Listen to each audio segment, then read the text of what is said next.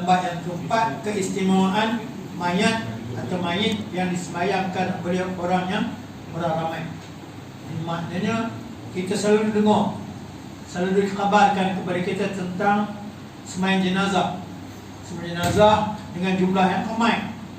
Apakah pahala yang didapati kepada mayit apabila ramai orang datang sembahyang jenazah? Jadi maknanya malam ni kita akan pelajari antara hadis Nabi yang menceritakan tentang keistimewaan. Istimewanya orang yang mati itu disolatkan dia, solat jenazah dengan orang yang ramai. Dia ada pahala atau ada keistimewaan yang dapat kepada orang yang mati itu. Orang yang hidup dapat juga pahala. Pahala menunaikan solat jenazah. Tetapi yang ditekankan dalam hadis-hadis Nabi ini, kebaikan atau keistimewaan yang akan didapati oleh mayit, oleh orang mati itu apabila mayitnya, jenazahnya disolatkan oleh orang ramai. Kita kadang-kadang kita kurang arif dalam bab ni. Solat jenazah solat, tapi kita tak tahu kenapa perlu ramai, kenapa dikenai ramai orang. Baik itu ada hukum berkenaan dengan kalau kita bimbang tak ramai orang sembahyang jenazah, kita boleh KIP kan, tangguhkan sekejap, bagi orang ramai datang. Sebab kita perlukan ramai hadir untuk sembahyang jenazah itu, sebab kita nakkan fadilahnya sampai kepada mayat itu. Kita yang hidup ni tak kisah, ya, kita mungkin dapat pahala sembahyang jenazah tu, tapi kita nak orang yang mati itu diberikan Allah keistimewaan atau fadilah daripada ramainya orang yang datang sembahyang. Sebab itu kita kadang-kadang import.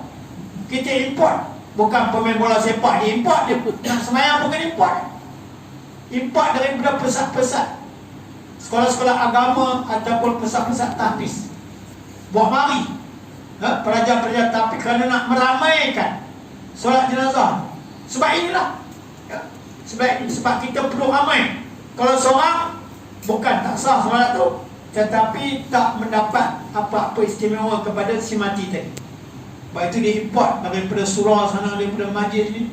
Sekarang ni banyak import, datang dengan band, datang dengan band. Tapi kalau orang yang mati itu orang yang dikenali ramai, dihormati, atau dia merupakan seorang ulama besar, kita tak ada masalah sebab memang orang akan ramai datang. Tapi kalau yang mati itu orang yang tidak dikenali ataupun kurang, kita kata kurang, namanya kurang disebut oleh masyarakat, orang tak pernah ingat. Jadi maknanya kita bila ada dengar kematian, paling tidak tolonglah datang ramai-ramai untuk kita solatkan jenazahnya, sebab kita nak tolong dia kali terakhir. Lepas itu tak ada dah. Lepas kita solatkan dia, kita tak dapat nak tolong dia. Masa yang terakhir dia hidup, kita pun tak dapat tolong. Tapi masa mati dia, mudah-mudahan kita dapat pertolongan terakhir. Apa pertolongan terakhir? Solatkan jenazah. Itu tolong kita. Kemudian bila kita mati nanti, insya-Allah bila kita tolong orang, Allah akan tolong kita. Kan ramai orang datang semayangkan kita bila kita mati nanti, sebab kita rajin pergi semayangkan orang mati. Tapi jangan kita jadikan suatu kita kata modal untuk mengutip wang ringgit pula. Kerana bila kita solatkan orang mati ni ada imbuhan, itu tak naklah. Bukan kerana itu kita solatkan jenazah tu, bukan. Tambah kalau Pak Imam dah tentu lagi tebal daripada orang mak kan. Bukan Pak Imam silap, Pak Imam belah mereka ni. Pak Imam ni okey je. Maknanya tu kita tak nak. Tak nak bagi-bagi duit tu kita tak nak. Kita nak tolong saja. Yang kelas lillahi ta'ala. Tambah dia kawan kita, sahabat, jiran kita, ahli masyarakat kita, jemaah kita. Maksudnya kita nak tolong dia. Sebab itulah saja mampu kita beri kepada dia. Nak bagi lain tak dapat. Kerana dalam kubur tak boleh bagi duit, dalam kubur tak boleh kirim makan minum, tak boleh. Dalam kubur tak boleh nak whatsapp dan sebagainya. Jadi yang kita nak bantu dia lah sekali solat, ya.